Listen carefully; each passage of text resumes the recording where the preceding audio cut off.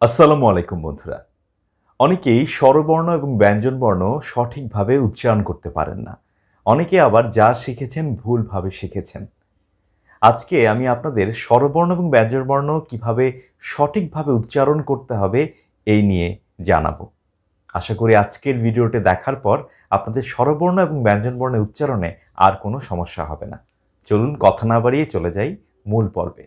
শুরুতেই স্বরবর্ণ অ, আ, হ্রস্ব ই, দীর্ঘ ই, হ্রস্ব উ, দীর্ঘ উ, রি, এ, ঐ, ও, ঔ। আমি আবারও বলছি অ, আ, হ্রস্ব ই, দীর্ঘ ই, হ্রস্ব উ, দীর্ঘ উ, রি, এ, ঐ, ও, ঔ।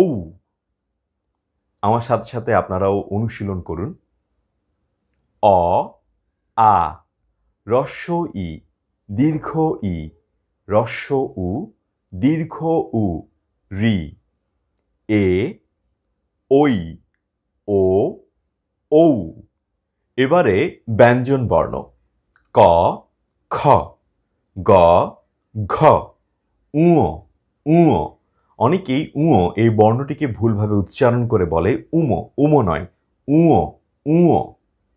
চ, ছ, বর্গীয় জ, বর্গীয় জ, ঝ, ইয়, ইয়। অনেকেই ইয় এই বর্ণটিকে ভুলভাবে উচ্চারণ করে বলে নিয়, নিয় না। সঠিক উচ্চারণ ইয়, ইয়।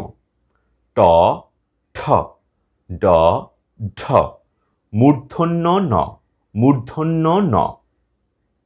ত, থ, দ, ধ, দন্ত ন, দন্ত ন। প, ফ, প, ফ। ফ উচ্চারণ অনেকে ফ উচ্চারণ করে না, উচ্চারণ করতে হবে ফ, এভাবে ফ, ফ।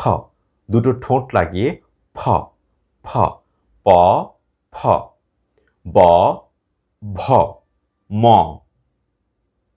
অন্তস্থ জ, অন্তস্থ জ।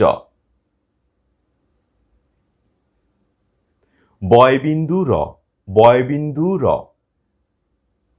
ল, তালব্য স, মূর্ধন্য স, দন্ত স।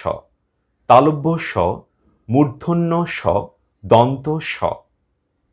হ, ডয়বিন্দু র, ঢয়বিন্দু র, ডয়বিন্দু র, ঢয়বিন্দু র।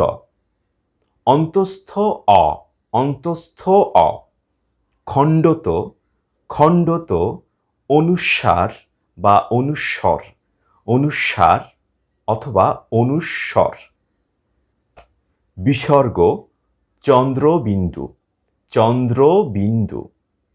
আমি আবার উচ্চারণ করছি বর্ণগুলো ক, খ, গ, ঘ, ঙ। চ, ছ, বর্গীয় জ, ঝ, ইয়। ট, ঠ, ড, ঢ, মূর্ধন্য ন। ত, থ, দ, ধ, দন্ত ন। প, ফ, ব, ভ, ম। অন্তস্থ জ, বয়বিন্দু র, ল, তালব্য স, মূর্ধন্য স, দন্ত স। হ, ডয়বিন্দু র, ঢয়বিন্দু র। অন্তস্থ অ। খণ্ডত, অনুস্বার, বিসর্গ, চন্দ্রবিন্দু।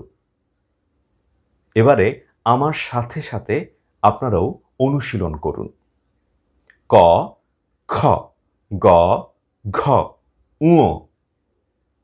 চ, ছ, বর্গীয় জ, ঝ, ইয়। ট, ঠ, ড, ঢ, মূর্ধন্য ন। ত, থ, দ, ধ, দন্ত ন। প, ফ, ব, ভ, ম। অন্তস্থ জ, বয়বিন্দু র, ল, তালব্য স, মূর্ধন্য স, দন্ত স। হ, ডয়বিন্দু র, ঢয়বিন্দু র, অন্তস্থ অ, খণ্ডত, অনুস্বার, বিসর্গ, চন্দ্রবিন্দু। বন্ধুরা, আমি এতক্ষণ স্বরবর্ণ আর ব্যঞ্জনবর্ণের সঠিক উচ্চারণ সম্পর্কে আলোচনা করলাম, উচ্চারণ করে আপনাদেরকে শোনালাম। আপনারা যদি আমার এই ভিডিওটা দেখে বারবার উচ্চারণ করেন তাহলে কিন্তু আপনাদের মাথায় বিষয়টি গেঁথে যাবে, আপনারা সঠিকভাবে উচ্চারণ করতে পারবেন। ছোটবেলা থেকে যদি একটি শিশুকে সঠিকভাবে স্বরবর্ণ এবং ব্যঞ্জনবর্ণ শেখানো হয় তাহলে তার ভুল হওয়ার সম্ভাবনা অনেক কম থাকে।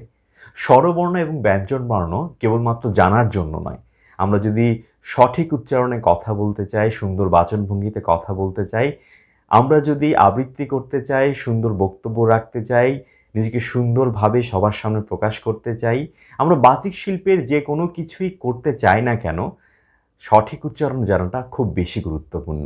বন্ধুরা, আশা করি আজকের এই ভিডিওটি আপনাদের অনেক বেশি কাজে লাগবে। সবাই ভালো থাকবেন, সুস্থ থাকবেন এবং নিরাপদ থাকবেন। আল্লাহ হাফেজ।